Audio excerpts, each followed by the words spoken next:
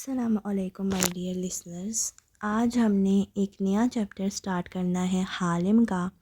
یہ باب نمبر 6 ہے اور اس کا نام ہے باز گشت دختر، اور ایپیسوڈ نمبر ہے 14۔ تو چلیں پھر سٹارٹ کرتے ہیں۔ اس نے دیکھا بھوری لکڑی سے بنا 2 منزلہ گھر ہے، تازہ بے روغن لکڑی، مخروطی چھتیں، اوپر بیلکنیاں ہیں، اندر ایک کھلا سا صحن ہے، ایک طرف کنواں ہے۔ بالائی منزل کے کمروں کی پچھلی کھڑکیاں صحن میں کھلتی دکھائی دے رہی ہیں۔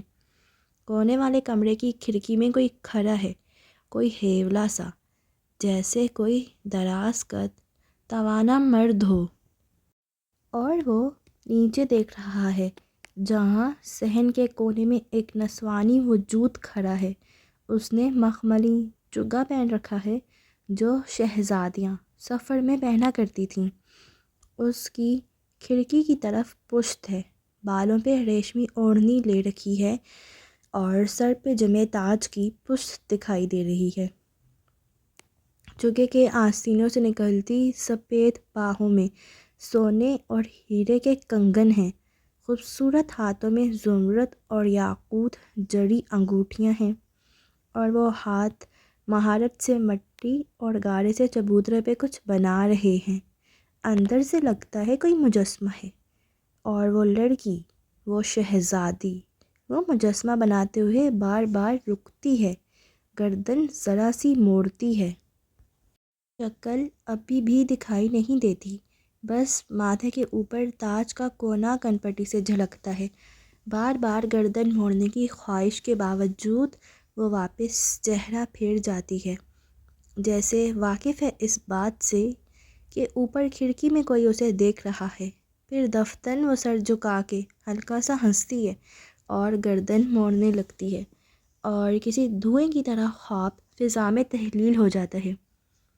تمام کو میں یہ گھر خریدنا چاہتی ہوں۔ یہ فقرہ لبوں سے نکالنے سے چند منٹ قبل تالیہ نے یہ خواب دیکھا تھا، جس وقت وہ دالان میں داخل ہوئی تھی اور گردن اوپر اٹھائے بالائی منزل کو دیکھ رہی تھی، اور اندر اور فاتح اور اسرا تلخی سے اس کے بارے میں بات کر رہے تھے۔ اس وقت تالیہ کی نظروں کے سامنے وہ منظر کسی خواب کی طرح چلنے لگا تھا، قدیم زمانوں کی زردی لیے یہ گھر مختلف نظر آتا تھا، اور وہ مجسمہ بناتی شہزادی جو اوپر کھڑے شخص کی نگاہوں سے واقف تھی، وہ اس کے انداز کی شوخی اور ہلکی سی ہنسی، سفید جلد اور زیورات بتاتے تھے کہ وہ اسے کہیں زیادہ خوبصورت ہوگی جتنا تاریخ کی کتابوں میں لکھا تھا۔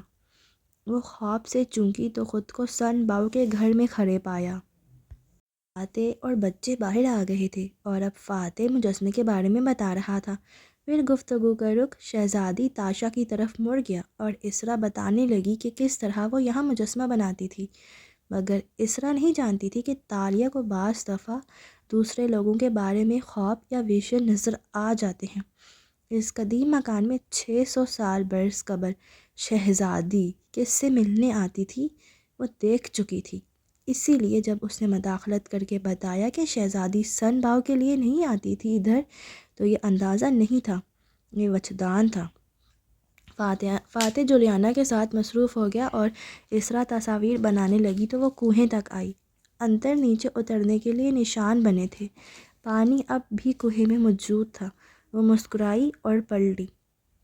توانکو میں یہ گھر خریدنا چاہتی ہوں، اعلانیہ بلند سا بولی تو صحن میں موجود ہر شخص چونکا۔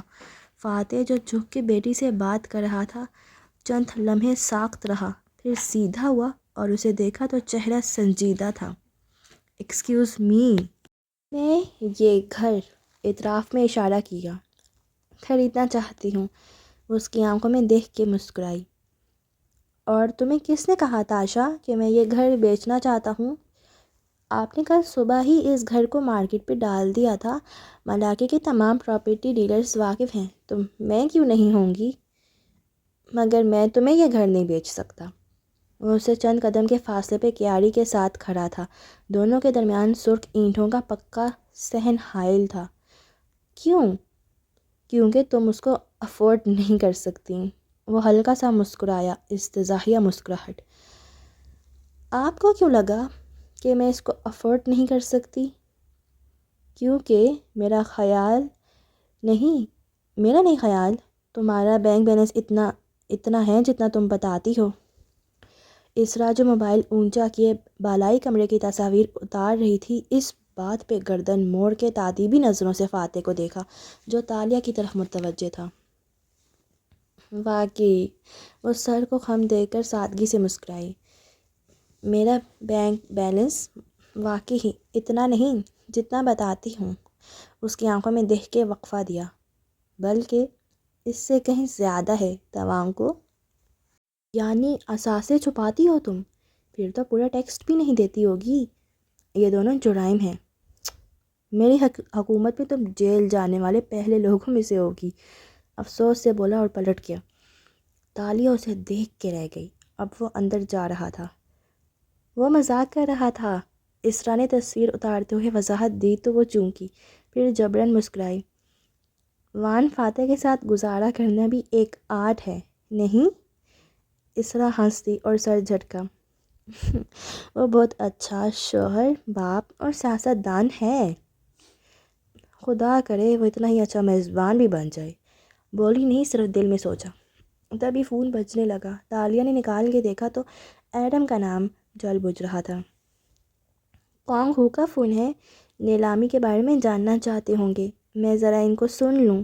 مسکرا کے اس پینٹر کا نام لیا جس کے بارے میں اسرا کو بتایا تھا کہ یہ نیلامی پہ مدعو کر رکھا ہے، اور فون کان سے لگائے بیرونی دروازے کی طرف بڑھ گئی۔ ہاں بولو۔ گھر سے باہر نکلی تو سڑک پہ اکا دکا گاڑیاں گزر رہی تھی۔ ارد گرد شاپس اور ریستوران بنے تھے۔ ٹھنڈی سی چھایا میں گھری صاف ستھری سڑک جس پہ قدیم گھروں کو سرخ سفید پینٹ کر کے ڈولز ہاؤس کی طرح بنا دیا گیا تھا۔ دکانوں کے آگے چھتریاں لگی تھیں جہاں لوگ کرسی میزوں پہ بیٹھے چائے قہوے پی رہے تھے۔ ایسے میں وہ فٹ پاتھ پہ چلتے ہوئے فون پہ ایڈم کو سنے گئی جو کہہ رہا تھا، کیا ہم مل سکتے ہیں؟ ہاں مگر شام کو، میں ابھی گھر پہ نہیں ہوں۔ میں جانتا ہوں، آپ ملاقے میں ہیں، میں بھی وہیں آ رہا ہوں۔ تالیہ چونکی۔ میری جاسوسی کرنے لگے ہو کیا؟ نہیں، ہاں شاید۔ اچھا ہم کہاں مل سکتے ہیں؟ تم کیوں ملنا چاہتے ہو ایڈم؟ کیا آپ کو وہ سکہ نہیں چاہیے؟ تالیہ اس سوال پہ خاموش ہو گئی۔ گاڑیاں ساتھ سے گزر رہی تھی اور وہ فٹ پاتھ کنارے آگے چلتی جا رہی تھی۔ سکہ ساتھ لا رہے ہو؟ جی، کیونکہ خزانہ ملاقے میں ہے نا۔ تالیہ مراد رک گئی۔ بالکل ساخت شل۔ خاموش کیوں ہو گئیں آپ جے تالیہ؟ چابی کا دوسرا حصہ آپ کے پاس ہے، لیکن سکہ میرے پاس ہے، اور خزانہ ملاقے میں۔ اتنا مشکل نہیں تھا گیس کرنا۔ مجھے نہیں پتا تم کیا کہہ رہے ہو۔ یہ سکہ سرکار کی امانت ہے، اس نے کہنے کی کوشش کی۔ ہم کہاں مل سکتے ہیں جے تالیہ؟ وہ بے چینی سے بولا۔ وہ چند لمحے سوچتی رہی، بولی نہیں۔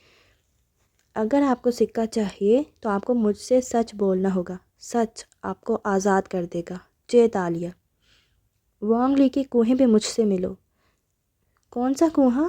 جو وانگ لی کے گھر میں ہے، سن باؤ کا گھر؟ نہیں اسٹوپڈ، وہ فاتح صاحب کا گھر ہے۔ میں واقعہ چینی پہاڑی کی بات کر رہی ہوں جہاں وانگ لی نے کنواں بنوایا تھا جس کا پانی 600 سال سے خشک نہیں ہوا۔ 557 سال جے تالیہ، اور اس کو وانگ لی کا کنواں نہیں کہتے۔ یہ نام سیاحوں نے غلط الہام کر رکھا ہے۔ وہ کنواں وانگ لی نے شہزادی یانسفو کے لیے بنایا تھا، اس کو یانسفو کا کنواں کہتے ہیں۔ تمہیں اتنا کیسے معلوم ہے؟ کیا آپ کتابیں نہیں پڑھتی جے تالیہ؟ وہ گہری سانس لے کر بولا تھا۔ اب اس کا کیا کروں؟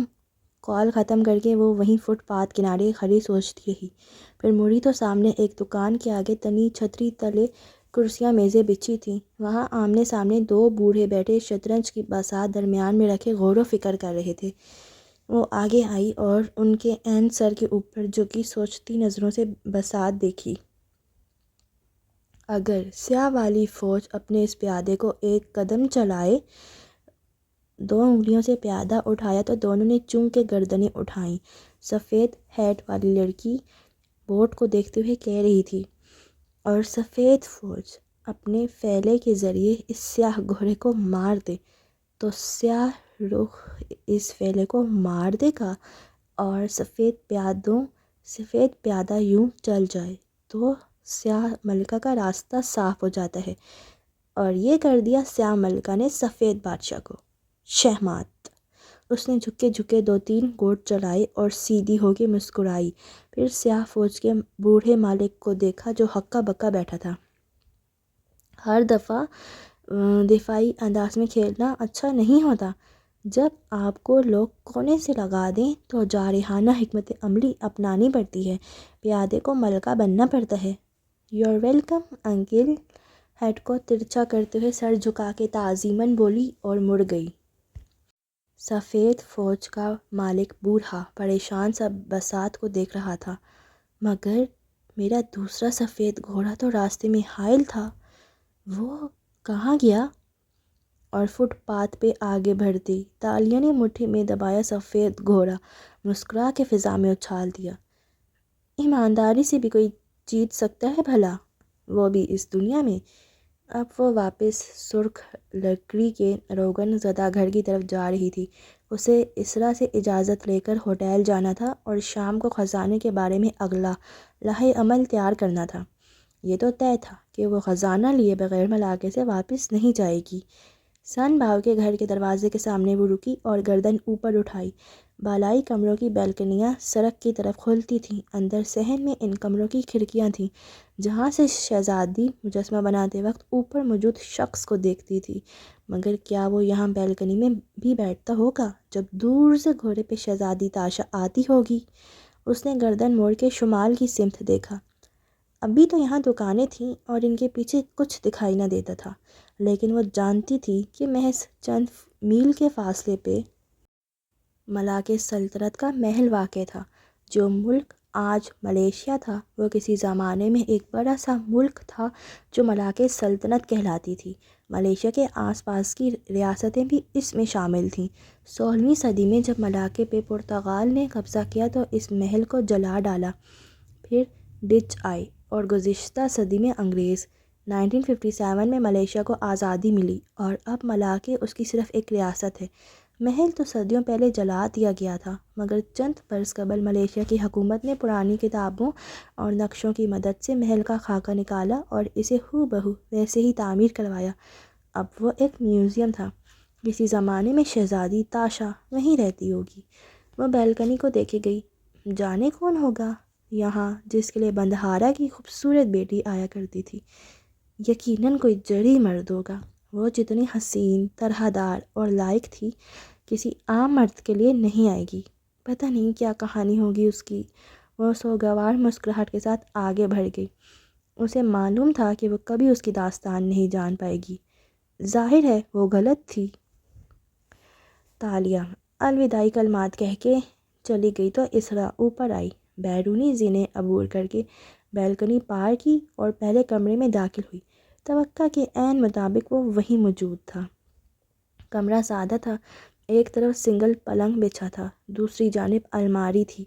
فاتح اس وقت دیوار کے سامنے کھڑا تھا جہاں کھڑکی تھی۔ اسرا کی جانب پشت کیے وہ نیچے صحن میں مجسمے کو دیکھ رہا تھا۔ "بچے کھانا کھانے باہر جانا چاہتے ہیں، چلو گے؟" اس نے نرمی سے پکارا۔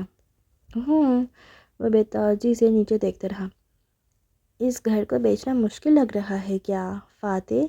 اس کے کندھے کے پیچھے آ کھڑی ہوئی۔ نیچے صحن اور کنواں صاف دکھائی دیتا تھا۔ "نہیں تو میں یہاں کم رہا ہوں، کبھی چھٹیوں میں آتے تو میں یہ کمرہ لے لیتا، 4-5 ماہ میں 1 آدھ دن کے لیے۔ مت ظاہر کرو کہ تمہیں اس کو بیچنے سے فرق نہیں پڑتا۔ "واقعی نہیں پڑتا، بیچ ہی رہا ہوں، ڈھا نہیں رہا"۔ باہر دیکھتے ہوئے اس نے شانے اچکائے۔ "نئے مالک ڈھا دیں گے، کوئی کافی شاپ، کوئی ٹی ہاؤس بنا دیں گے اس کو۔ فاتح نے جواب نہیں دیا، وہ نیچے دیکھتا رہا۔ سینے پہ بازو لپیٹے اس کی سیاہ آنکھیں مجسمے پہ جمی تھیں، جینس کے اوپر سفید شرٹ پہنے، بال ماتھے پہ بکھیرے، وہ عام دنوں سے مختلف لگ رہا تھا۔ فاتح، ریستوران، اس نے یاد دلایا تو وہ گہری سانس لے کر اس کی جانب گھوما۔ میں کچھ آرڈر کر لوں گا، تم جاؤ، موسم خراب لگ رہا ہے، تمہیں پھر واپس بھی جانا ہوگا۔ اسرا چند لمحے تفکر سے اسے دیکھے گئی۔ ہاں، ہم لنچ کر کے واپس چلے جائیں گے، موسم اچھا نہیں ہے، لیکن تم کب آؤ گے؟ میں رات تک آؤں گا۔ اکیلے کیا کرو گے ادھر؟ وہ قدرے تشویش سے اسے دیکھ رہی تھی۔ فاتح نے مسکراتے ہوئے اعتراف میں دیکھا۔ اکیلا کہاں ہوں، ان قریب اشر مشہور کرنے والا ہے کہ اس گھر میں بھوت پریت بھی رہتے ہیں۔ اسرا کی آنکھیں حیرت سے پوری کھل گئیں۔ تمہیں کیسے معلوم؟ اور کس طرح کسی پراپرٹی کی قیمت گرائی جاتی ہے؟ تمہیں لگتا ہے میں اس کے طریقوں سے واقف نہیں ہوں؟ آبرو اچکا کے مسکرایا۔ سینے پہ بازو لپیٹے وہ بے فکر لگ رہا تھا۔ اسرا کی پیشانی پہ سلوٹیں پڑیں۔ کیوں عیش کے بارے میں ایسے اندازے لگاتے رہتے ہو فاتح؟ پہلے تو تم ایسے نہیں تھے۔ مگر وہ ہمیشہ سے ایسا ہی تھا، دکھاوے کے ساتھ یہی مسئلہ ہوتا ہے، کبھی نہ کبھی کھل جاتا ہے۔ شانے ذرا سے اچکائے، گویا اسے پرواہ نہیں تھی۔ اسرا نے ضبط سے گہری سانس لی۔ خیر، جو بھی کرو، تمہاری سیاست، تم دونوں جانو۔ ہم لنچ کرتے ہی واپس نکل جائیں گے، تم کچھ آرڈر کر لینا۔ شیور۔ وہ بے پرواہ تھا، یا شاید کانے۔ اسرا نے ایک الوداعی نظر اس پہ ڈالی اور باہر نکل گئی۔ کچھ دیر بعد جب وہ اور بچے کار میں بیٹھ رہے تھے، وان فاتح اوپر بالکنی میں کھڑا تھا۔ اینک لگائے وہ جھک کے موبائل پہ ٹائپ کر رہا تھا۔ ابھی گلی میں لوگوں کی نظر اس پہ نہیں پڑی تھی، ورنہ وہ تانتا باندھتا کہ خدا کی پناہ۔ فاتح! کار کا دروازہ کھولتے وقت اسرا نے اسے پکارا تو فاتح نے سر اٹھایا، پھر ان کو دیکھ کے مسکرایا اور اینک اتاری۔ خدا حافظ! دایاں ہاتھ اٹھا کے الوداع کہا۔ سکندر نے خدا حافظ ڈیڈ پکارا اور جولیانا نے مسکرا کے ہاتھ ہلایا۔ وہ تینوں اندر بیٹھ گئے اور وہ مسکرا کے ان کو دیکھتا رہا۔ سکندر کی نظریں اس پہ جمی تھیں۔ بار بار فکر مندی سے وہ باپ کو دیکھتا تھا جو ریلنگ پہ دونوں ہتھیلیاں رکھے جھک کے ان کو دیکھ رہا تھا۔ ماما، ہمیں ڈیڈ کو چھوڑ کے نہیں جانا چاہیے۔ کار آگے بڑھ گئی تو وہ بے چینی سے پیچھے مڑ کے ماں سے بولا، بیٹا، تمہارے ڈیڈ 48 سال کے ہیں، بے فکر رہو، وہ راستہ نہیں بھولیں گے اور بالکل بھی نہیں کھوئیں گے۔ ان کو بھی کوئی سپیس چاہیے۔ وہ جو سیل فون پہ لگی تھی قدرے اکتا کے بولی تو سکندر گردن موڑ کے سڑک کنارے بھاگتے درختوں کو دیکھنے لگا۔ اس کا دل خراب ہو رہا تھا، پتہ نہیں کیوں۔ کیا بڑے لوگ راستہ نہیں بھولتے؟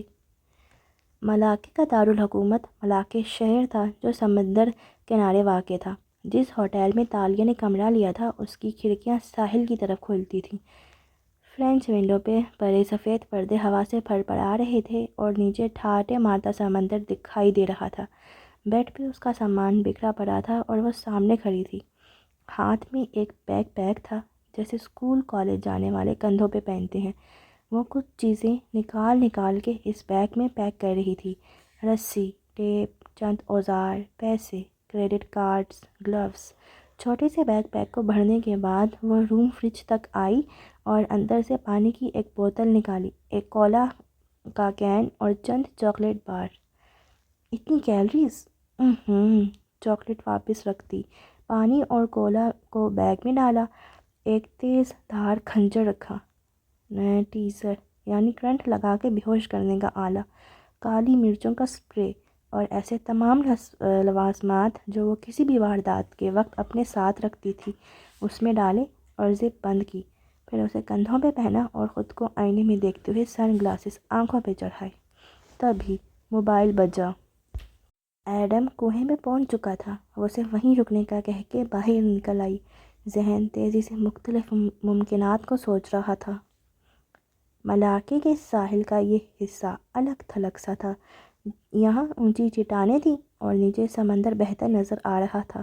لہریں امٹ آتی اور چٹانوں سے سر پٹک کے واپس لوٹ جاتی۔ یہاں اکا دکا لوگ نظر آتے تھے۔ دور تک ریت سنسان پڑی تھی۔ ایسے میں ایک چٹان کے اوپر وان فاتح کھڑا تھا۔ اس کی سفید شرٹ ہوا کے باعث پھڑپھڑا رہی تھی۔ وہ دونوں ہاتھ کمر پہ رکھے سمندر کو دیکھتے ہوئے سوگوار سا مسکرا رہا تھا۔ لہروں کی جھاگ میں شکلیں بن بن کے ابھرتی اور ابھر کے مٹتی تھیں۔ بہت سی یادیں گویا امٹتی چلی آ رہی تھیں۔ 6 سال گزر گئے، 6 سال اور 1 دن، اور کوئی نہیں جانتا تھا کہ آریانہ کے ساتھ اس روز کیا ہوا تھا، سوائے وان فاتح کے۔ اسے ایک ایک لمحہ یاد تھا۔ آخری دن ان دونوں نے ملاقے میں ساتھ گزارا تھا۔ ملاقے آگے سب سے پہلے وہی یاد آتی تھی۔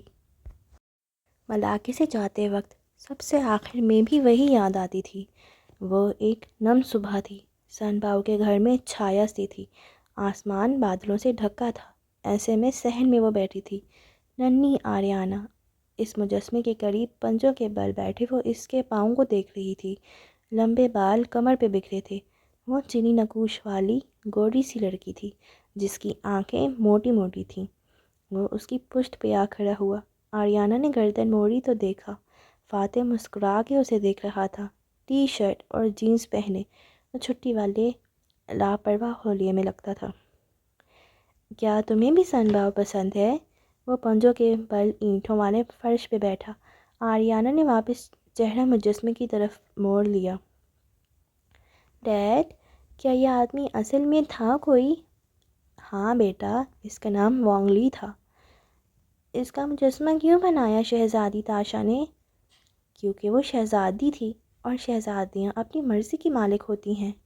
اوپر بادل زور سے گرجے اور یکا یک موٹی موٹی بوندیں صحن میں گرنے لگیں۔ کاش میں بھی شہزادی ہوتی۔ وہ ہنس دیا۔ تمہیں کیوں لگا تم شہزادی نہیں ہو؟ سرخ اینٹوں والا صحن بارش میں بھیگ رہا تھا اور وہ دونوں پنجوں کے بل ساتھ ساتھ بیٹھے تھے۔ کیونکہ آپ بادشاہ نہیں ہیں۔ وہ ہتھیلیوں پہ چہرہ گرائے اداس نظر آتی تھی۔ تاشا کا باپ بھی بادشاہ نہیں تھا، وہ بندہارا تھا۔ وہ کیا ہوتا ہے؟ پردھان منتری، یعنی وزیر اعظم۔ وہ چونک کے اسے دیکھنے لگی۔ اگر آپ پردھان منتری بن جائیں تو میں خود بخود شہزادی بن جاؤں گی۔ ہاں۔ وہ کھڑا ہوا اور جھک کے اسے اپنے بازوں میں اٹھا لیا۔ آریانہ کسی اور سوچ میں لگتی تھی۔ مگر یہ تو چیٹنگ ہوئی۔ شہزادی تو بائی برتھ شہزادی ہوتی ہے، ایسے ہی کوئی تھوڑی شہزادی بن جاتا ہے۔ وہ بھیگی ہوئی بچی اس کی گردن کے گرد بازو ہمائل کے سر اس کے کندھے پہ رکھے بولی۔ وہ اسے اٹھائے اندر برآمدے میں لا رہا تھا۔ یہ چیٹنگ نہیں ہے۔ برآمدے میں آ کے وہ ٹھہرا اور آریانہ کو نیچے اتارا۔ وہ فرش پہ کھڑے ہوتے ہی حیرت سے سر اٹھا کے اسے دیکھنے لگی۔ چیٹنگ نہیں ہے تو اور کیا ہے؟ دھاندلی، وہ سنجیدگی سے بولا اور دونوں ہنس دیے۔ تبھی اس کا فون بجنے لگا۔ اس نے نمبر دیکھا۔ اندر جاؤ ماما کے پاس، اور اب بارش میں نہیں بھیگنا۔ وہ تابیداری سے اندر جانے لگی، پھر رکی۔ کل ہم کیبل کار یعنی چیئر لفٹ پہ جائیں گے نا ڈیڈ؟ فاتح نے صرف سر ہلا دیا اور فون کان سے لگاتے ہوئے برآمدے کے دوسرے سرے تک چلتا آیا۔ چہرے پہ سنجیدگی چھا گئی تھی۔ کہاں ہو فاتح؟ مردانہ آواز دوستانہ انداز میں سنائی دی۔ میں چھٹی پہ ملاقے آیا ہوں۔ کیوں؟ وہ برآمدے کے ستون کے ساتھ آ کھڑا ہوا۔ اوپر مخروطی چھت کے کنارے سے پانی ٹپک ٹپک کے نیچے گر رہا تھا۔ سامنے صحن بھیگتا دکھائی دے رہا تھا۔ فاتح؟ وہ کوئی سیاسی دوست تھا، دست بذب سے بولا۔ صوفیہ صاحبہ ایک پیغام دینا چاہتی تھیں۔ پردھان منتری کی بیٹی صوفیہ رحمان صاحبہ؟ وہ استہزائیہ مسکرایا۔ یہ ان دنوں کی بات ہے جب صوفیہ رحمان کے باپا ملک کے وزیر اعظم تھے۔ ہاں، ان کا کہنا ہے کہ اگر تم اور تمہارے ساتھ تقریباً 20 ممبر پارلیمنٹ، میرا جواب نہ میں ہے۔ تم نے ابھی ان کی پیشکش سنی ہی نہیں ہے؟ اچھا ہے نہیں سنی، کیونکہ سن لوں گا تو اس پہ گواہ بن جاؤں گا، اور اگلا جلسہ جہاں بھی کرنے جاؤں گا وہاں لوگوں کے سامنے دہرا دوں گا کہ صوفیہ رحمان کیسے لوگوں کو اپنے الائنس میں شامل ہونے کے لیے دھمکاتی ہیں۔ وہ ملک کی اگلی وزیر اعظم ہیں، ان کی بات تو سن لو۔ ایک دم بارش کی بوچھار اتنی تیز ہو گئی کہ مجسمے پہ گرتے قطروں کی تڑتڑاہٹ سے سارا صحن گونج اٹھا۔ میں ضرور سنتا اگر مجھے صوفیہ کے ساتھ ڈور ڈیل کرنی ہوتی۔ یہی کہنا چاہتی ہوگی نا کہ وہ کہ میں 20-25 لوگوں کے ساتھ بارش سے نیشنل چھوڑ کے اس کی پارٹی میں آ جاؤں اور وہ مجھے وزیر بنا دے گی۔ الیکشن میں 2 سال پڑے ہیں، وہ ابھی سے اپنی حکومت کے لیے جوڑ توڑ کرنا شروع کر رہی ہے۔ وہ ستون سے ریک لگائے کھڑا موبائل کان سے لگائے بے نیازی سے کہہ رہا تھا، صوفیہ رحمان ایک خطرناک عورت ہے۔ صوفیہ رحمان ایک بزدل عورت ہے اور اسے شاید بھول گیا ہے، مگر ہم دونوں یونیورسٹی میں ساتھ پڑھے ہیں۔ اس کو کہنا مجھے یہ بھی یاد ہے کہ وہ کیسی تھی اور یہ بھی کہ میں کیسا تھا۔ اسے مجھے ایسی آفر دیتے ہوئے شرم آنی چاہیے۔ بی این کا ایک رکن بھی اس کی طرف نہیں جائے گا۔ تمہاری جگہ کوئی بھی ہوتا وہ اس آفر کو قبول کر لیتا۔ تمہارے خیال میں ایسی آفرز مجھے پہلے کبھی نہیں دی گئیں؟ اگر مجھے دوسروں کے ساتھ سمجھوتے کر کے وزیر اعظم بننا ہوتا تو کب کا بن چکا ہوتا۔ میرا خواب ہے کہ میں اپنے ملک کا وزیر اعظم بنوں، اور یہ کوئی بری بات نہیں ہے۔ یہ ایک عظیم خواب ہے، اپنے ملک کی اعلیٰ ترین سطح پہ نمائندگی، لیکن مجھے اسٹرگل کر کے وزیر اعظم بننا ہے۔ اور ہاں، صوفیہ سے کہنا اس نے جو کرنا ہے کر لے۔ اس کے باپا اور اس کو لوگوں کو خریدنے کی عادت ہو گئی ہے، عادت بدلنے میں وقت لگے گا۔ اس نے موبائل رکھا اور پھر گردن نکال کے آسمان کو دیکھا۔ وہ سیاہ پردہ برسے جا رہا تھا، جیسے رونے لگ گیا ہو زاروں قطار۔ آج وان فاتح چٹان کے اوپر کھڑا تھا، ہاتھ جیبوں میں تھے اور سوگوار مسکراہٹ سے سمندر کو دیکھ رہا تھا۔ لہروں میں بنتی جھاگ میں دکھائی دیتا منظر بدل رہا تھا۔ وہ سرسبز اونچی پہاڑیاں تھیں جہاں اونچے کھمبوں کی مدد سے تاروں پہ لٹکتی کیبل کار نیچے آتی دکھائی دے رہی تھی۔ پہاڑی پہ ٹریک بھی بنا تھا جہاں ہائیکنگ کے شوقین لوگ چڑھتے اترتے دکھائی دیتے تھے، مگر ایسے لوگوں کی تعداد کم تھی۔ زیادہ تر لوگ اوپر کیبل کار پہ بیٹھ کے سفر کرنا پسند کرتے تھے۔ اسرا، اشر اور سکندر کے ساتھ اوپر کیبل کار پہ چلی گئی تھی، جبکہ آریانہ کے شوق فاتح جیسے تھے۔ اسے قدرت کے قریب جنگلوں اور پہاڑوں میں پیدل چلنے میں مزہ آتا تھا۔ ٹریک پہ جانے سے پہلے آریانہ پاپ کارن کا سٹال دیکھ کے مچل گئی تھی۔ مجھے یہ کھانے ہیں۔ اب بھی واپسی پہ کھانا تو کھاؤ گی نا؟ پھر یہ کیوں؟ وہ ہلکا سا خفا ہوا۔ جواب میں اس نے پورا چہرہ اٹھایا اور بڑی بڑی آنکھیں جھپک کے اسے دیکھا۔ بولی، کچھ نہیں۔ اچھا، کھا لو۔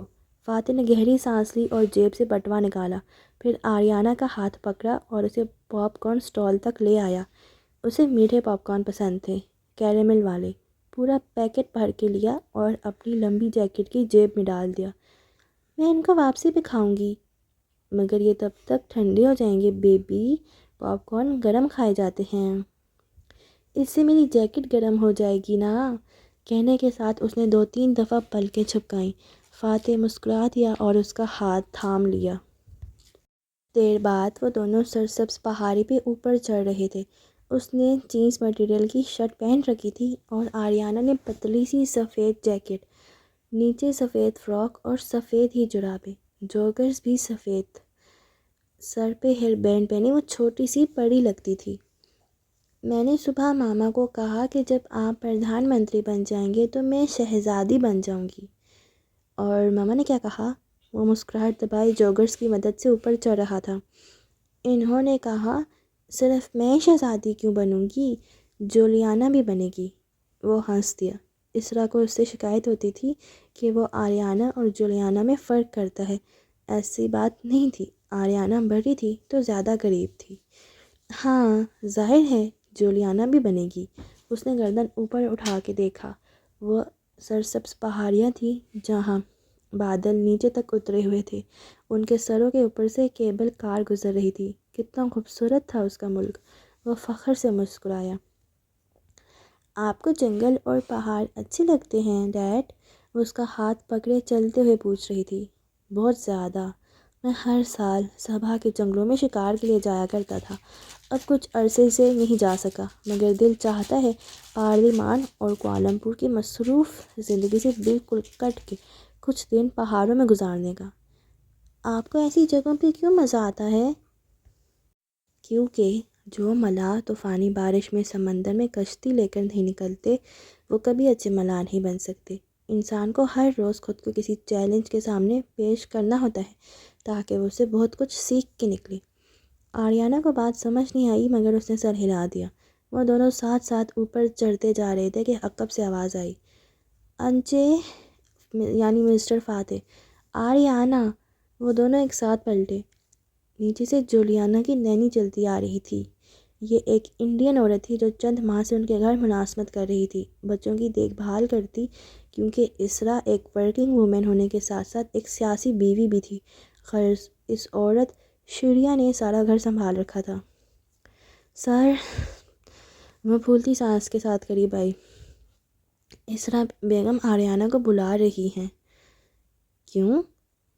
سکندر ضد کر رہا ہے کہ وہ آریانہ کے بغیر کچھ نہیں کھائے گا۔ سکندر کو بخار بھی ہو رہا ہے۔ چلو ہم واپس چلتے ہیں۔ نہیں سر، اسرا بیگم نے کہا ہے کہ میں آپ کو ٹریک سے نہ روکوں۔ آپ عرصے بعد ہالیڈے پہ آئے ہیں، صرف آریانہ کو لے آؤں۔ آپ ٹریک جاری رکھیں، وہ ہمدردی سے بولی تو آریانہ فوراً بولی، آپ جائیں ڈیڈ، میں سکندر کو سنبھال لوں گی۔ اس نے سمجھداری سے کہا تو اس نے مسکرا کے سر ہلا دیا۔ آریانہ کا ایک ہاتھ اس کے ہاتھ میں تھا، دوسرا ہاتھ شریا دیوی نے تھاما تو وہ اس کے ساتھ آگے بڑھی۔ فاتح نے اس کا ہاتھ نہیں چھوڑا۔ وہ مڑی اور اس کو دیکھ کے مسکرائی، سی یو ڈیڈ، اور پلکیں 2 دفعہ جھپک آئیں۔ وہ ہلکا سا ہنسا اور اس کا ہاتھ چھوڑ دیا۔ شریا اسے لیے نیچے اترنے لگی اور وہ اوپر پہاڑی پہ چڑھنے لگا۔ وہ چند منٹ تک اوپر چڑھتا گیا اور پھر یک رک گیا۔ عجیب سا احساس ہو رہا تھا۔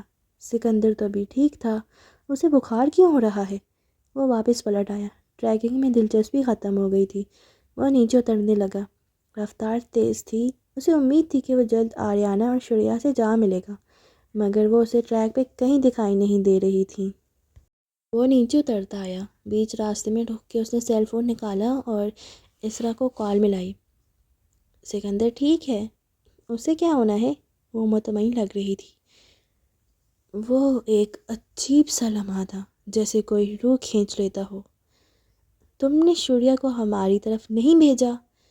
نہیں، میں تو خود اس پہ غصہ بیٹھی ہوں۔ وہ آدھے گھنٹے سے غائب ہے۔ کیا وہ تمہاری طرف آئی ہے فاتح؟ اسے کچھ سنائی نہیں دے رہا تھا۔ وہ فون رکھتا ایک دم نیچے بھاگا تھا۔ پہاڑیاں خاموش تھیں، سبزہ منہ بند رکھے ہوئے تھا۔ آریانہ، آریانہ، وہ چلاتے ہوئے نشیب میں اتر رہا تھا۔ اگلا 1 گھنٹہ کسی سلو موشن فلم کی طرح طے ہوا۔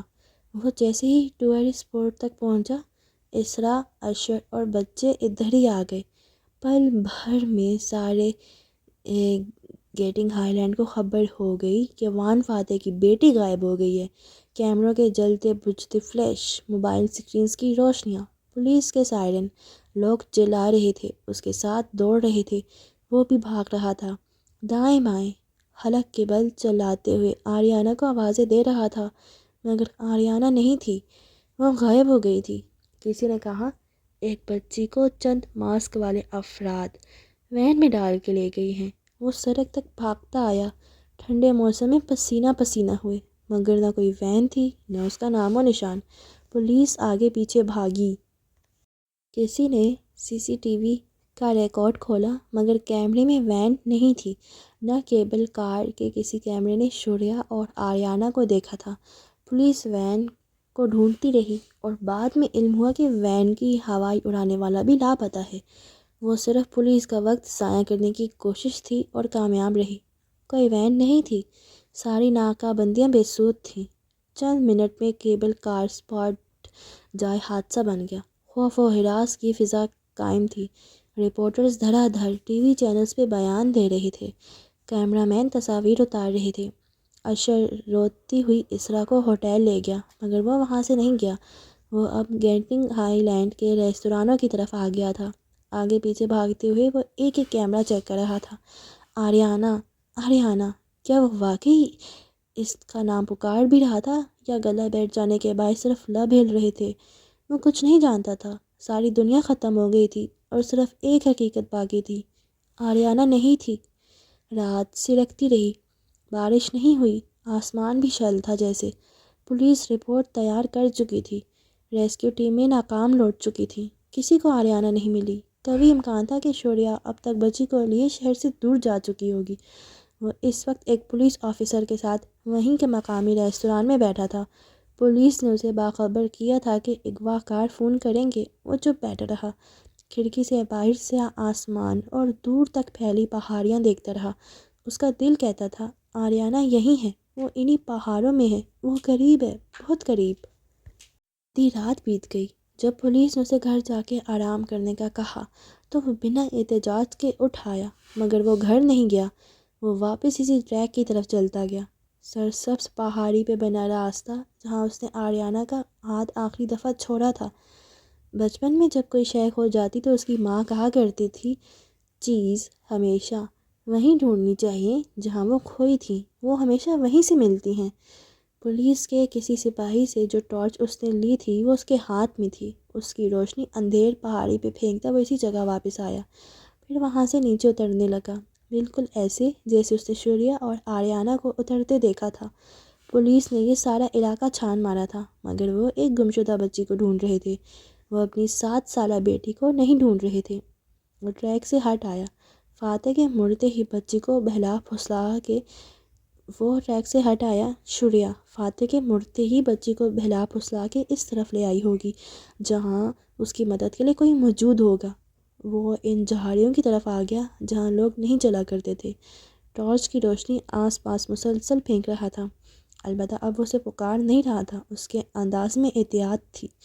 وہ ایک طرف روشنی میں کچھ چمکا، وہ تیزی سے قریب آیا، کیرمل لگا پاپ کارن۔ اس کا دل زور سے دھڑکا، وہ دوڑ کے اس کونے تک آیا، یہاں مٹی پہ نشانات تھے، خاص مسئلہ ہوا تھا، مزاحمت، زور زبردستی۔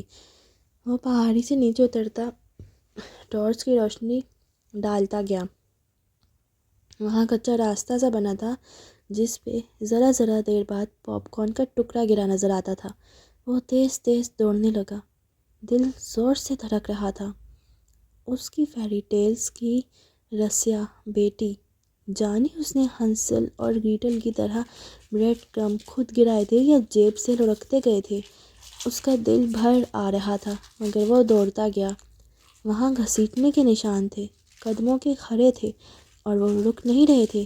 پولیس اور دوسرے لوگوں کو وین کے پیچھے لگا کے وہ 2 افراد جو اس کی بیٹی کو اٹھائے ہوئے تھے وہ اس راستے سے نکل گئے تھے۔ شوریہ اکیلی نہیں تھی، اس کے ساتھ اس کا ساتھی بھی تھا۔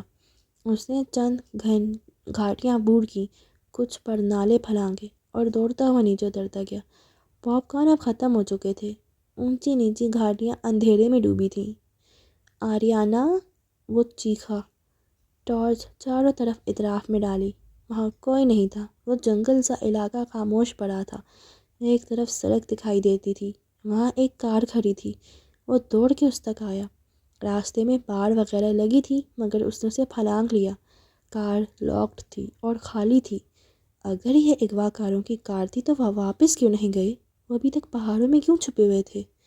وہ دوبارہ سے پہاڑی کی طرف آیا اور اسے پکارتے ہوئے نیچے اترنے لگا، آریانہ، آریانہ، مگر اندھیرے میں ڈوبے پہاڑ خاموش رہے۔ وہ سب جانتے تھے مگر غم بانٹنے کے عادی نہ تھے، اسی لیے سخت اور اونچے تھے۔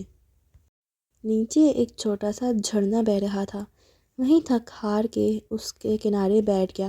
ارد گرد حشرات الارض رینگ رہے ہیں یا کوئی جنگلی جانور اس طرف آ سکتا ہے، اسے پرواہ نہ تھی، وہ بس وہیں بیٹھا رہا۔ پھر رات کی سیاہی میں سورج کی کرنیں گھلنے لگیں اور پہاڑ روشن ہونے لگے تو وہ اٹھ کھڑا ہوا اور نڈھال قدموں سے واپس اوپر چڑھنے لگا، وہ جو پوری رات کی خواری اور ٹھوکروں کے باوجود نہیں ملی تھی، وہ واپسی کے چند قدم اٹھانے پہ مل گئی۔ ایک درخت کی کوہ میں وہ لیٹی ہوئی تھی، دور سے اسے دیکھ کے فاتح ٹھہر گیا، بالکل ساخت جامد۔ اس کا چہرہ دوسری طرف تھا، سفید اسکرٹ، بلاؤز اور اوپر جیکٹ پہنے وہ لیٹی ہوئی نظر آتی تھی، پہلو میں ڈھلکے ہوئے بازو کے ساتھ پاپ کارن بکھرے تھے، ساتھ ہی خون بہتا ہوا نظر آ رہا تھا۔ وہ من کے قدم اٹھاتا قریب آیا اور گھٹنوں کے بل آریانہ کے پاس بیٹھا، پھر آہستہ سے اس کا چہرہ اپنی اپنی طرف موڑا۔ اس کا چہرہ صاف تھا، آنکھیں ذرا سی کھلی تھیں، مگر چہرے پہ ایک خراش بھی نہ تھی۔ سر کا پچھلا حصہ پچکا ہوا تھا، گردن سے نیچے جسم بری طرح مسک ہو چکا تھا، مگر اس کا چہرہ شفاف تھا، شہزادیوں جیسا۔ ہاں، صرف وان فاتح جانتا تھا کہ اس روز آریانہ مر گئی تھی۔ صبح پھیل رہی تھی اور جب اس نے گردن جھکا کے دیکھا تو دور نیچے کھائی میں سے 2 لاشیں دکھائی دے رہی تھیں۔ ایک شوریا کی تھی، دوسرے اس کے ساتھی کی تھی۔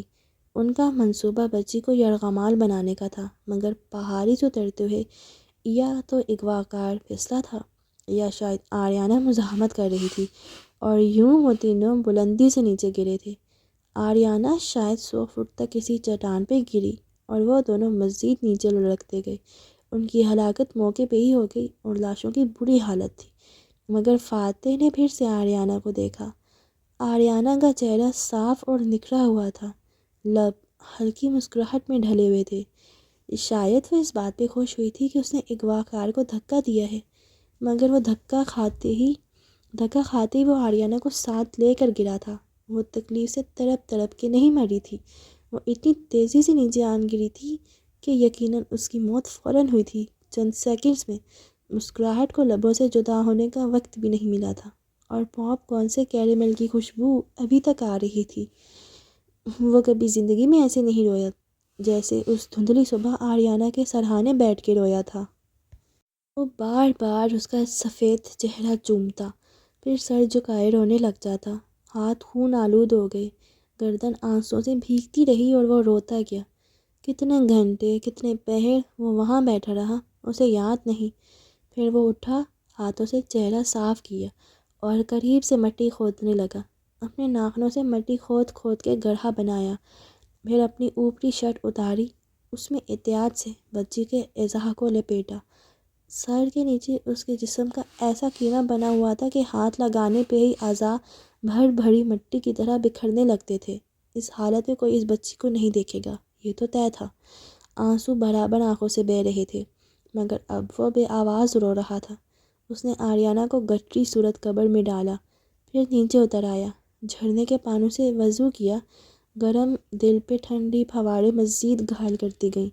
واپس آ کے قبر کے کنارے اس نے آریانہ کے لیے آخری نماز پڑھی، پھر بدقت ہمت مجتمع کی اور گھڑے کو مٹی سے بھرنے لگا۔ پتھر اٹھا کے اوپر رکھا، بھاری وزنی پتھر۔ قبر بند ہو گئی۔ آریانہ آرام دہ جگہ پہ پہنچ گئی تو وہ اٹھا، ایک نظر نیچے دیکھا جہاں دور کہیں 100 فٹ نیچے 2 لاشیں پڑی تھیں۔ اسے ان سے نفرت بھی نہیں محسوس ہوئی، وہ جانتا تھا ان کو صوفیہ نے بھیجا تھا۔ ان کو تو صرف آریانہ کو اغوا کرنا تھا، وہ نہیں چاہتے تھے کہ وہ مر جائے۔ اسرا کو اشر گھر لے گیا تھا، وہ بھی اپنی کار میں سیدھا کیل آ گیا، کسی سے ملے بغیر کمرے میں گیا۔ خون آلود شرٹ تو آریانہ کے ساتھ دفن ہو گئی تھی، مگر نیچے والی شرٹ پہ بھی دھبے تھے۔ اس نے لباس تبدیل کیا اور تازہ دم ہو کے باہر آیا تو اسرا سامنے آ کھڑی ہوئی۔ وہ رو رہی تھی، اس سے پوچھ رہی تھی کہ آریانہ ملی یا نہیں۔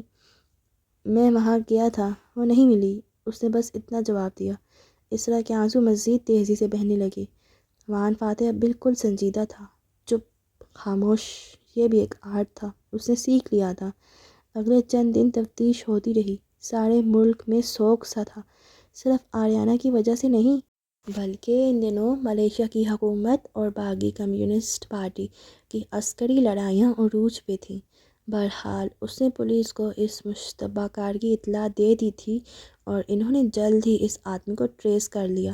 اس کا تانا بانا صوفیہ رحمان کی ایک فیکٹری کے کسی ملازم سے ملتا تھا۔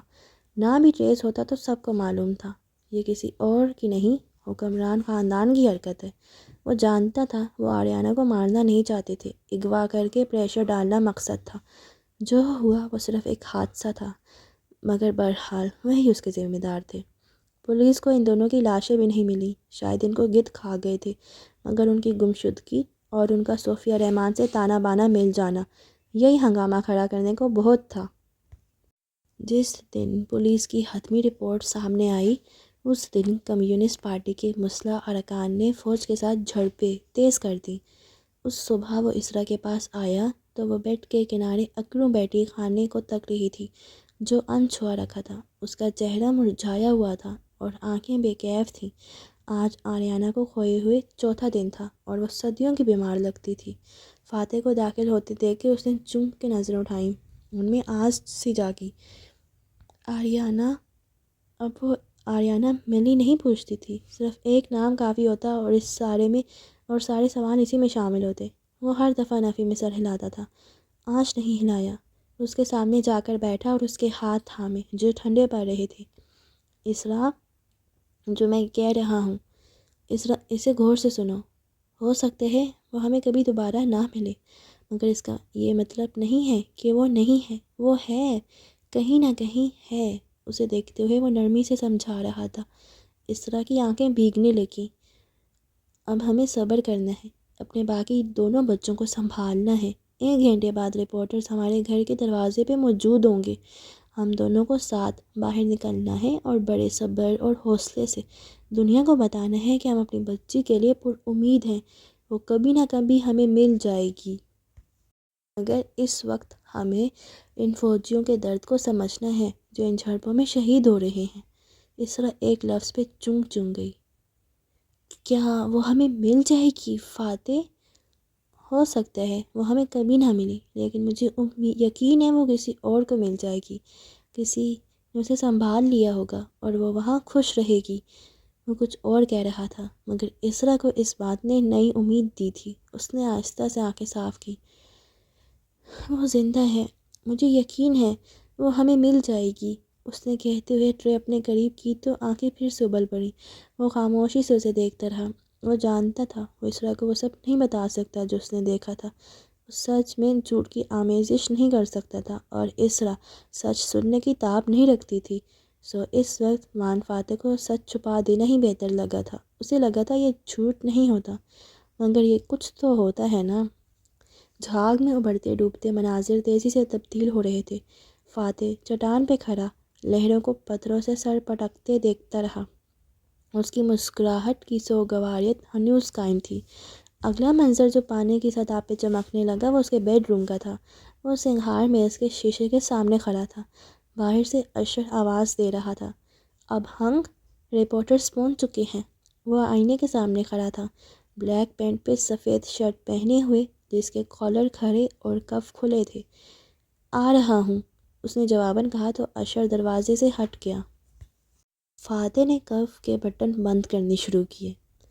پہاڑی کے دامن میں سرخ مائی میں بھیگی لاش نظروں کے سامنے گھومنے لگی۔ اس نے دوسرے کف کا بٹن کانچ میں ڈالا۔ وہ دوزانوں بیٹھے جھک کے اس کا سفید چہرہ چوم رہا تھا۔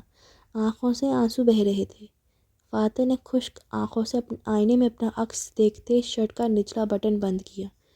وہ ہاتھوں سے ناخنوں سے زمین کھود رہا تھا۔ آنسو برابر مٹی پہ گر رہے تھے۔ 2 3 اس نے اوپری بٹن بند کیا اور ٹائی اٹھائی۔ وہ گٹھری کو گڑھے کے اندر لٹا رہا تھا، پھر مٹی میں اٹی آستین سے گیلی آنکھیں پونچھی۔ ٹائی کی گرہ باندھتے ہوئے وہ آئینے میں نظر آتی اپنی آنکھوں کو دیکھ رہا تھا۔ وہ سینے پہ بازو باندھے کمر کے سرہانے کھڑا نماز پڑھ رہا تھا۔ اس نے کوٹ پہنا، شکنیں برابر کی اور پرفیوم اٹھایا۔ وہ مٹی کی ڈھیری کے ساتھ اکڑوں بیٹھا تھا، ویران، خاموش۔ اب آنکھیں خشک تھیں، اب صرف دنیا میں خاموشی تھی۔ پرفیوم چھڑکا، برش سے بال درست کیے اور ایک آخری نظر خود پہ ڈالی۔ چہرہ خاموش تھا اور آنکھوں سے جیسے کچھ چلا گیا تھا، کچھ ایسا جو اب کبھی لوٹ کے نہیں آنا تھا۔ کچھ دیر بعد وہ گھر کے دروازے کے باہر کھڑا تھا۔ اسرا اس کے ساتھ تھی، سٹول سر پہ لیے۔ اس کی آنکھیں خشک مگر ویران تھیں۔ مائک اور کیمرے ان کے سامنے تھے اور وان فاتح تیز دھوپ کے باعث آنکھوں کی پتلیاں ذرا سکوڑے کہہ رہا تھا، دنیا میں ہر مسئلہ اللہ کی طرف سے ہمارا امتحان ہوتا ہے اور اللہ شاہد ہے ہم اس امتحان میں ناکام نہیں ہوئے۔ وہ سبز پہاڑوں کے دامن میں پتھروں سے ڈھکی قبر کے سرہانے اکڑوں بیٹھا تھا، گیلی آنکھیں دور آسمان کو دیکھ رہی تھیں۔ ہماری بیٹی 5 دن پہلے کیبل کار سپورٹ پہ ہم سے بچھڑ گئی۔ پولیس تاحال اس کو ڈھونڈ نہیں سکی، لیکن ہم سب جانتے ہیں کہ یہ کس کا کام ہے۔ صحافیوں نے ایک دم سوال کی بوچھار کی، مگر اس نے ہاتھ اٹھا کے انہیں خاموش کرایا۔ وہ ابھی تک مٹی اور پتھروں کی ڈھیری کے کنارے بیٹھا تھا۔ ارد گرد پہاڑ تنہا اور خاموش کھڑے تھے۔ میں اپنی بیٹی کے اوپر سیاست کروں گا، نہ کسی کو کرنے دوں گا۔ ہو سکتا ہے وہ ہمیں مل جائے، ہو سکتا ہے وہ ہمیں کبھی نہ ملے، لیکن اس وقت ہمارا ملک ایک مشکل دور سے گزر رہا ہے۔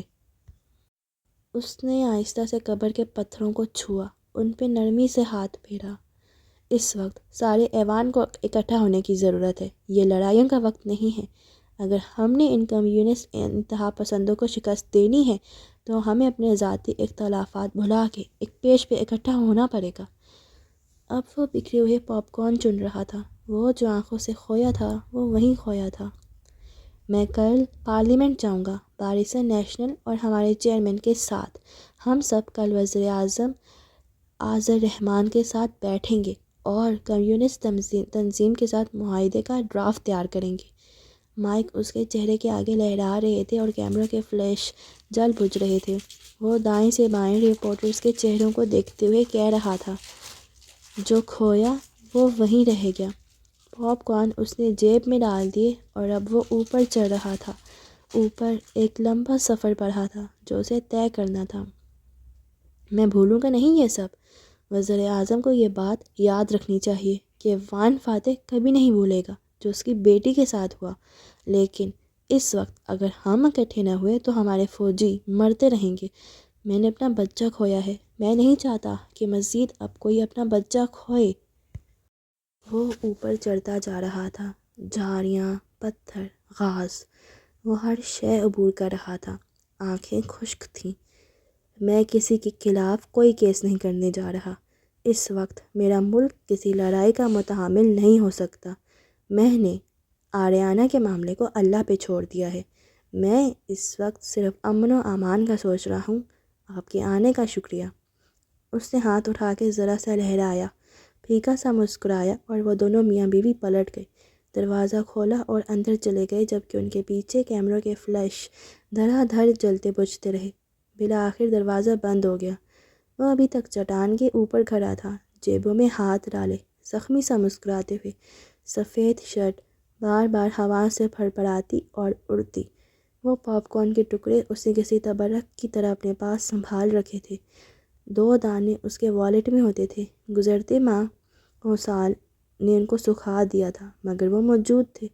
دور ایک میلے نوجوان کسی بھورے بالوں والی فارنر لڑکی کے ساتھ ساحل پہ چل رہا تھا۔ وہ دونوں باتوں میں مگن تھے۔ یکا یک لڑکے کی نظر چٹان پہ کھڑے فاتح پہ پڑی تو اس کا منہ کھل گیا۔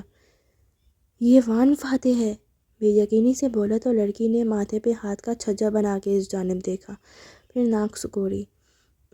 تم لوگ اس آدمی کے لیے اتنے پاگل کیوں ہو؟ اس کے لیے کیا اس لیے کہ وہ وجیح اور خوبصورت ہے؟ نوجوان نے برا سا منہ بنا کے اسے دیکھا۔ وہ ایک اچھا اور ایماندار سیاستدان ہے۔ ہمارے ملک میں اس طرح کے بہت سے سیاستدان ہوتے ہیں جو اتنے ہی نیچرل اور ایماندار ہوتے ہیں۔ اس آدمی میں ایسا کیا ہے جو تم لوگ اسے اتنی محبت کرتے ہو؟ میں تمہیں جج نہیں کر رہی، صرف پوچھ رہی ہوں۔ پہلے اتنی محبت نہیں کرتے تھے، یہ اچھا لگتا تھا بس، لیکن پھر… وہ بے تابی سے دور کھڑے تنہا آدمی کو دیکھ کے بتانے لگا، پھر اس کی بیٹی کھو گئی۔ کچھ کہتے ہیں وہ صرف کھوئی ہے، کچھ کہتے ہیں شاید وہ مر گئی ہو لیکن لاش وغیرہ نہ ملی ہو، مگر سارا ملک جانتا تھا کہ یہ صوفیہ رحمان اور ان کے والد نے کروایا ہے۔ اس وقت ملک میں ویسے انتشار پھیلا تھا۔ اگر وان فاتح چاہتا تو حکومت گرانے کے لیے سڑکوں پہ آتا، لوگوں کو اکٹھا کرتا، مگر اس نے ایسا نہیں کیا۔ وہ ڈیوائڈنگ فورس نہیں بنا، اس نے لوگوں کو اکٹھا کیا، خود کو مظلوم بنا کے نہیں پیش کیا۔ وہ سروائیور بن کے سامنے آیا۔ اس نے بیٹی کے نام پہ ووٹ نہیں مانگے۔ سیاستدان اپنے خاندان کی اموات یا حادثوں کو کیش کرواتے ہیں ساری دنیا میں، مگر اس نے ایسا نہیں کیا۔ اس نے ملک کو ٹوٹنے نہیں دیا۔ پھر کمیونسٹ پارٹی سے مذاکرات ہو گئے اور ملیشیا میں امن ہو گیا۔ اس وقت سے لوگ اس کی دل سے عزت کرنے لگے ہیں۔ تو مذاکرات کے بعد اس نے کیس کو فالو کیوں نہیں کیا؟ ایسا نہیں ہوتا ہیلین، جب آپ ایک دفعہ وقار کا مظاہرہ کرتے ہو تو پھر تھوکے کو نہیں چاٹتے۔ جب معاملہ جانے دیا تو جانے دیا۔ بہرحال اسی دن کے بعد وہ مزید مقبول ہوتا گیا۔ پھر موبائل نکال کے بے قراری سے بولا، آؤ سیلفی لیتے ہیں اس کے ساتھ۔ لڑکی مسکرا دی اور وہ دونوں تیزی سے اس کی طرف بڑھے۔ لڑکی کے پاس DSLR کیمرہ تھا۔ وہ برابر فاتح کی تصاویر اتار رہی تھی۔ وہ پلٹ گیا تھا اور تصاویر پشت کی آ رہی تھی مگر وہ بناتی گئی۔ سر السلام علیکم۔ پرجوش سا نوجوان قریب آیا اور اسے پکارا تو وہ پلٹا، پھر اسے دیکھ کے مسکرایا اور ہاتھ ملایا۔ میں کریم ذوالکفلی ہوں سر۔ اچھا، کیا کرتے ہو تم کریم؟ سر میں PhD ڈاکٹر ہوں اور یہ میری دوست ہے ہیلن جو کینیڈا سے آئی ہے۔ وہ جذبات سے گلابی پڑتا کہہ رہا تھا۔ کیا ہم سیلفی لے سکتے ہیں؟ شور، اس نے سر کو خم دیا اور دونوں اس کے دائیں بائیں کھڑے ہو گئے۔ وان فاتح نے ہاتھ سامنے باندھ لیے اور اسکرین میں دیکھ کے مسکرایا۔ لڑکا تصاویر اتارتا گیا، پھر جب اس نے کیمرہ نیچے کر لیا تو فاتح اس کی طرف گھوما۔ تم PhD ڈاکٹر ہو؟ کس چیز میں؟ کیمسٹری میں سر، خوشی سے بتایا۔ کریم، تمہیں معلوم ہے ہمارے ملک کو اس وقت سب سے زیادہ کس چیز کی ضرورت ہے؟ نوجوان نے پہلے لڑکی کو دیکھا، پھر فاتح کو، پھر ذہن میں اس کی ساری تقاریر اور انٹرویوز دہرائے اور جلدی جلدی بتانے لگا۔ دھاندلی کے بغیر صاف شفاف انتخابات کی اور کرپشن سے پاک مضبوط اداروں کی اور حکمرانوں کے احتساب کی۔ فاتح ایک دم کھل کے ہنس دیا۔ کریم، محظوظ انداز میں اس کے کندھے پہ ہاتھ رکھا۔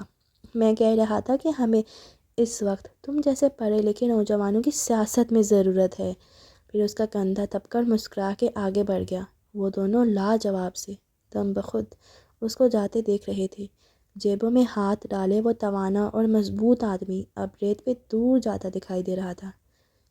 اسی لیے ہم اس سے محبت کرتے ہیں، لڑکی نے نوجوان کو کہتے سنا تو سر کو جنبش تھی۔ الفاظ ختم ہو گئے تھے۔ ساحل پہ چند سیاحوں نے اسے دیکھ لیا تھا اور اب وہ دوڑ دوڑ کے اس کے پاس آ رہے تھے۔ فاتح مسکرا کے تصاویر بنوانے رک گیا تھا۔ دوپہر کا سورج اب ڈھل رہا تھا۔ بوکیت چائنا یعنی چینی پہاڑی ایک اونچی پہاڑی تھی جو سیاحوں کا مسکن تھی۔ یہاں صدیوں پہلے چینی شہزادی یانسفو کا محل ہوا کرتا تھا اور ایک کنواں بھی جو اس کے لیے سن پاؤ نے کھدوایا تھا۔ شہزادی یانسفو چینی بادشاہ کی بیٹی تھی جسے اس کے باپ نے کنیزوں اور خادموں کے ساتھ ملاقے کے سلطان مرسل سے شادی کرنے بھیجا تھا۔ سلطان نے ان کے آتے ہی یہ پہاڑی اور اس کے محلات چینی لوگوں کے لیے مختص کر دیے تھے۔ شہزادی سلطان سے شادی کر کے ملکہ بن گئی جبکہ اس کی کنیزیں اور باقی دستے نے مقامی لوگوں سے شادی کی اور یہیں آباد ہو گئے۔ وہ کنواں وانگلی نے شہزادی کے لیے کھدوایا تھا۔ جب شہزادی سلطان سے شادی کے لیے آئی تو بادشاہ نے وانگلی کو بطور خاص چین سے ملاقے شہزادی کے ہمراہ روانہ کیا تھا۔ کنواں اب ایک سیاحتی مرکز تھا اور کہتے تھے جو اس میں ایک دفعہ سکہ اچھالتا ہے وہ دوبارہ ملاقے ضرور آتا ہے۔ تالیہ نے البتہ سکہ نہیں اچھالا تھا۔ وہ کنویں کے کنارے خاموش کھڑی تھی، گھٹنوں تک آتی فراک نما قمیص پہ منی کوٹ پہن رکھا تھا۔ ارد گرد سیاح گھوم پھر کے تصاویر اتار رہے تھے اور دوسری متبرک اشیاء دیکھ رہے تھے۔ تالیہ، ایڈم کی آواز پہ وہ پرسکون سا پلٹی۔ وہ سادہ سا ملے لڑکا سامنے کھڑا تھا، عام سی پینٹ شرٹ پہنے، چہرے پہ سفر کی تھکان، آنکھوں میں سنجیدگی۔ تالیہ سے عمر میں 4-5 سال چھوٹا ہی ہوگا۔ اسے اس پہ غصہ نہیں آیا، بس کندھے اچکا کے بولی، کیا چاہتے ہو؟ میرے پاس سکہ ہے، آپ کے پاس دوسرا ٹکڑا، آپ کیا چاہتی ہیں؟ تم مجھے سکہ دے دو، میں سرکار سے تمہیں بونس دلوا دوں گی۔ یعنی آپ واقعی ہی رائل ملیشیا پولیس کے آفیسر تاشا ہیں؟ اس نے شک سے آنکھوں کی پتلیاں سکوڑی۔ ہاں ایڈم، اور وان فاتح کی حفاظت کے ساتھ ساتھ مجھے اس خزانے کو ڈھونڈنا بھی ہے جس کی وجہ سے لوگ فاتح صاحب کے پیچھے پڑے ہیں۔ وہ پر اعتماد تھی، لہجہ بھی نرم تھا۔ ایڈم کا یقین ڈانو ڈول ہونے لگا۔ اور خزانہ کہاں جائے گا؟ سرکار کی امانت ہے تو ظاہر ہے سرکار کے پاس جائے گا، مگر خزانہ ڈھونڈنے میں ہمیں انعام میں معاوضہ بھی ملے گا۔ تو مزید کوئی آفیسر کیوں نہیں ہے آپ کے ساتھ؟ تالیہ کے ماتھے پہ سلوٹ پڑی۔ وہ 2 قدم قریب آئی اور آنکھیں چھوٹی کر کے اسے دیکھا۔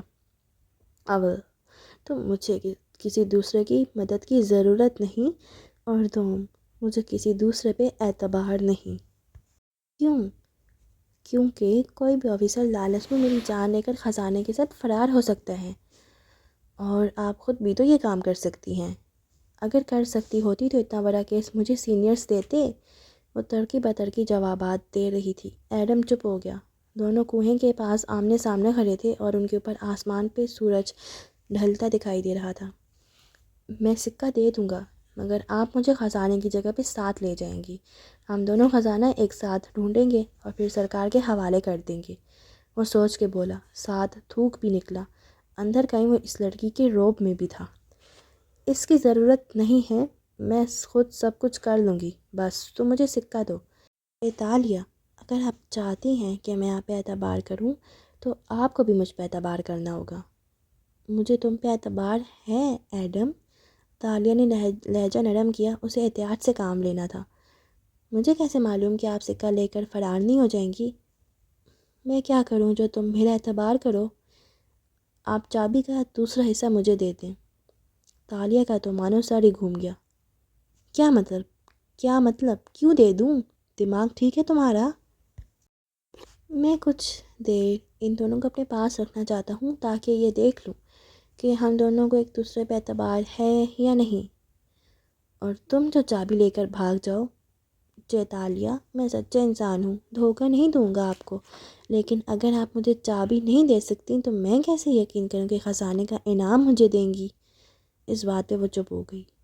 میں ابھی اس سکے کے ساتھ تھانے جا رہا ہوں، لیکن اگر آپ مجھے چابی کا دوسرا حصہ تھما دیں تو میں کسی اور کے پاس نہیں جاؤں گا. آپ کی اگلی کال کا انتظار کروں گا. ہم اکٹھے خزانہ ڈھونڈنے جائیں گے. اگر تم کسی تھانے گئے تو میرا پروجیکٹ فیل ہو جائے گا. بہت سے لوگ انوالو ہو جائیں گے. اوپر والے مجھ سے خفا ہوں گے. جاب کے بھی کچھ پروٹوکولز ہوتے ہیں ایڈم. وہ چڑ گئی. کیا چیز تھا یہ لڑکا، اسے گھمائے جا رہا تھا. میں کسی کو نہیں بتاؤں گا کہ چابی آپ نے مجھے دی تھی، مگر میرا اعتبار کمانے کے لیے آپ کو یہ کرنا ہوگا، ورنہ سکہ میں نہیں دوں گا. وہ خاموشی سے اسے دیکھے گئی. وہ سکہ چرا نہیں سکتی تھی، زبردستی چھین بھی نہیں سکتی تھی. ایڈم کو وہ سکہ اپنی رضامندی کے ساتھ تالیہ کو دینا تھا. اب وہ کیا کرے؟ ایڈم کو نہیں معلوم خزانہ فاتح کے گھر میں ہے اور اس کا خواب. اس کے مطابق وہ دونوں اکٹھے خزانہ ڈھونڈ رہے تھے، یعنی اسے اب اپنے خواب کے آگے ہتھیار ڈالنے ہوں گے. اسے ایڈم کے ساتھ خزانہ شیئر کرنا ہوگا. ٹھیک ہے، میں خزانے کی جگہ پہنچ کر تمہیں بلا لوں گی. تب تک تم اس چابی کو رکھ سکتے ہو. اس نے پرس میں ہاتھ ڈالا اور سنہری زنجیر میں پروئی ڈلی نکال کے اس کی طرف بڑھائی. لیکن یاد رکھنا، اگر تم اس کو لے کر بھاگے تو میں تمہارا وہ حشر کروں گی تم یاد رکھو گے. میں دھوکے باز نہیں ہوں، امانت لوٹا دوں گا. اس نے زنجیر تھام لی. تالیہ کا دل ڈوب کے اٹھا مگر اسے رسک لینا تھا. مگر یاد رکھنا، تم دونوں حصوں کو آپس میں نہیں جوڑو گے. یہ کام میں خود کروں گی. سنا تم نے ایڈم؟ تم چابی کو نہیں جوڑو گے. تنبیہ کرتے ہوئے اس نے بریسلٹ چھوڑ دیا. میں وعدہ کرتا ہوں میں اسے نہیں جوڑوں گا. اس نے احتیاط سے اسے اپنی جیب میں ڈال دیا. تم مجھے جھوٹا کہتے ہو نا ایڈم؟ چلو آج میں تمہاری سچی زبان پہ بھروسہ کر کے دیکھتی ہوں. رات کو میں تمہیں جہاں بلاؤں وہیں آ جانا. ایڈم نے سر کو خم دیا. وہ آگے بڑھنے لگی تو وہ بول اٹھا. آپ ہی آنسوؤں کے کنویں میں کوئی سکہ نہیں اچھالیں گی؟ کہتے ہیں اگر دوبارہ ملا کے آنا ہے تو سکہ اچھالنا ہوگا. وہ رکے بغیر بے گانگی سے بولی. میں دوبارہ ملا کے آنا ہی نہیں چاہتی. یہ کیس ختم ہو تو میں ریٹائرڈ ہو جاؤں گی، دور کسی جزیرے پہ گھر بناؤں گی بس. اور اس کے قریب سے گزر کے آگے بڑھ گئی. کار میں واپس بیٹھتے ہی اس نے موبائل نکالا اور اسکرین پہ چند بٹن دبائے.